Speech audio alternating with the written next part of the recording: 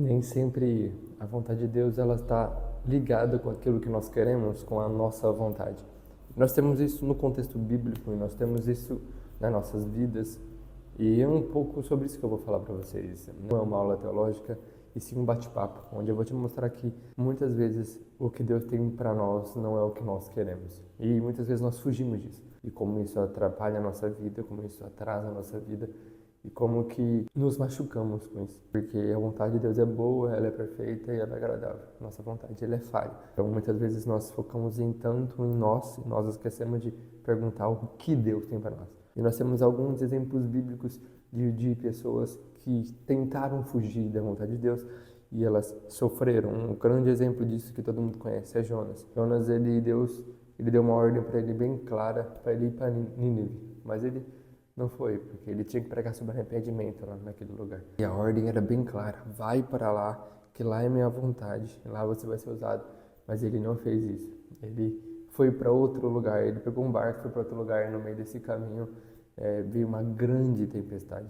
E essa grande tempestade, ele falou: gente, o motivo dessa tempestade sou eu. Jogaram ele no mar e veio um grande peixe, que muitos dizem que é a baleia, mas não é, a Bíblia diz que é um grande peixe, e nesse grande peixe Deus tratou ele, e o grande peixe cuspiu ele foi até Nínive e pregou sobre arrependimento, a cidade se arrependeu. Outro grande exemplo disso que a gente tem é o jovem rico. O jovem rico, ele via Jesus ministrando sobre a palavra dele, sobre o evangelho, sobre as boas novas, as boas notícias.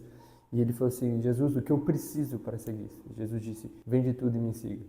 E o coração dele estava naquilo, a vontade dele estava naquilo. E quando Jesus falou isso para ele, ele virou de costas, ficou chateado e não vendeu tudo. E muitas vezes isso acontece com a gente.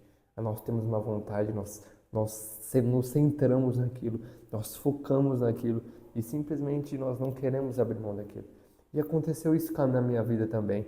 E aí eu tenho certeza que já aconteceu isso na sua. E nós temos que tomar muito cuidado com isso. Eu vou contar um breve testemunho meu. Eu trabalho em um lugar, em um cartório, há 7 anos. E eu nunca tinha pensado naquilo para minha vida, porque por mais que eu seja grato ao serviço que Deus me deu, não era um serviço que me agradava. Eu sempre gostei de marketing, eu sempre gostei de produzir conteúdo, então eu falei: cara, eu quero trabalhar com isso. Eu quero prestar serviço de marketing. Como eu gosto de estudar sobre isso, então eu tenho um pequeno conhecimento sobre. Então eu comecei a buscar sobre isso, a mergulhar nisso. E eu acabei me focando nisso e esquecendo de perguntar para Deus: Deus, qual que é a sua vontade para a minha vida? Quais são os seus planos para a minha casa e para a minha família? E o que aconteceu? Eu percebi que as coisas elas não fluíam, que as coisas elas travavam, até que um momento eu perguntei assim para Deus: Deus, qual que é a tua vontade para mim? E não foi fácil, sabe? Foi um processo complicado, foi um processo difícil, onde eu tive que tomar várias decisões. E essas decisões, elas não agradavam o meu coração, mas eu precisava fazer uma escolha: eu quero agradar a mim ou agradar a Deus. Quando eu perguntei para ele qual que era a vontade dele, ele me disse qual que era a vontade dele, e eu falei: Senhor, mas eu não me alegro com isso. Ele disse: a alegria. Ele mostrou aquele versículo lá em Neemias, onde diz que a alegria do Senhor é a minha força. Eles estavam passando por um momento de cativeiro babilônico, ele tinha saído do cativeiro babilônico. Neemias tinha lido para eles, o profeta tinha lido para eles a palavra de Deus, ele tinha se arrependido daquilo, e o profeta diz: vai para sua, o rei disse: vai para sua casa, comemore esse momento que vocês saíram do cativeiro, e chame pessoas para comemorarem com vocês a boa notícia, e porque a alegria do Senhor é a tua força. Então, Jesus falou muito, muito comigo sobre isso, que a alegria do Senhor é a nossa força. Fazer a alegria do Pai é o que nos dá força, é o que nos dá vontade, mesmo que nós não gostamos daquilo, mas é muito importante nós focarmos nisso.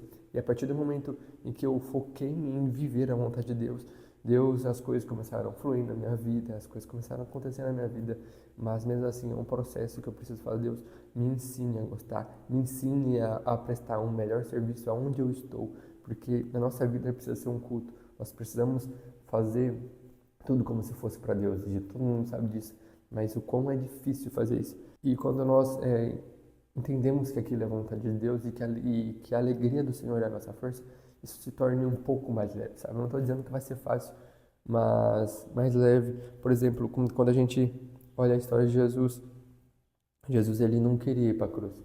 Quando ele estava orando lá no Getsemane, ele fala assim: Senhor, se possível, afasta de mim esse cálice, mas que seja feita a sua vontade. E a vontade de Deus era que ele fosse para a cruz, porque não foi algo gostoso, não foi algo legal, foi algo doloroso, onde ele derramou a sua última gota de sangue por nós, onde ele ficou pendurado, onde as pessoas xingaram, cuspiram, maltrataram ele. Então, não foi algo bom, sabe? E mesmo assim, o Senhor Jesus, ele decidiu seguir a vontade do Pai. E nem sempre a vontade de Deus para nossa vida é algo que nos agrada, é algo que nos deixa feliz, mas porém nós precisamos acreditar o que lá em Romanos diz, que a vontade de Deus é boa, ele é perfeita, ele é agradável. Quando a vontade de Deus está alinhada com a nossa, é fácil a gente dizer isso. Mas quando a vontade de Deus não está alinhada com a nossa, aí que é o problema, né? Outro exemplo que a gente tem também é Abraão. Abraão teve outro filho, né? Que não provém de Sara, e quando nasce o filho da promessa, que é Isaac, Deus manda sacrificar aquele filho da promessa. E Abraão, ele orou por aquilo, ele pediu por aquilo, mesmo ele não tendo esperado o tempo, mas a promessa estava ali. Deus falou assim: sacrifica esse filho. Ele estava disposto a sacrificar o filho. Ele deu o nosso coração. Nós não podemos deixar que nada esteja no meio do nosso relacionamento com Deus, seja a sua vontade, seja qualquer outras coisas, porque seja a vontade de Deus também, nós trazemos ela a tal ponto que ela seja maior que o nosso Deus. E o que aconteceu com Abraão? Abraão, ele estava exaltando seu filho muito mais do que olhando para Deus. Isso é um problema também gigante. Nós temos que entender que a vontade de Deus, ela não é Deus. A vontade de Deus é o que Deus quer que nós fazemos, mas Deus, ele é soberano sobre todas as coisas, então nós devemos exaltar somente a Deus, manifestando a sua vontade naquilo que ele quer para nós. Então, nós temos que tomar muito cuidado também em trazer a vontade nossa e a vontade de Deus no centro dos nossos corações.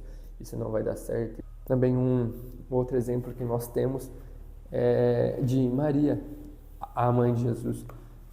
A vontade de Deus para ela era ela gerar um filho sem nunca ter tido relação com ninguém. E nessa época, as pessoas que não eram casadas e elas tinham relação com alguém, elas eram muito superjulgadas. Ela era muito... as pessoas, elas maltratavam as pessoas literalmente mesmo.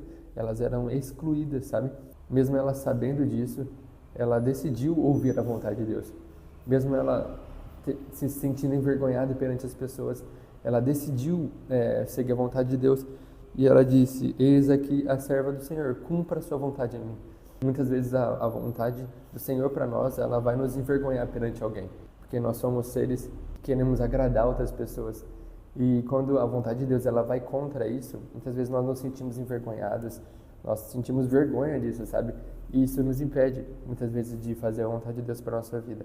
E quantas vezes isso não aconteceu com você? Por exemplo, quando Deus tem uma vontade que não agrada outras pessoas, você fala assim: meu Deus, e agora? Mas será que você é igual Maria, que está disposta a dizer assim: eis aqui um servo ou uma serva do Senhor, estou pronto para fazer a sua vontade? Esse vídeo ele foi para te mostrar que Jesus, ele tem uma vontade para você, Jesus, ele tem um plano para você, mas nem sempre esse plano está ligado à sua vontade. Na verdade, na grande maioria das vezes. Mas você está disposto a sacrificar tudo para seguir a Jesus? E pare de lutar contra a vontade de Deus para sua vida, sabe? Isso só tem te atrasado, só tem te machucado.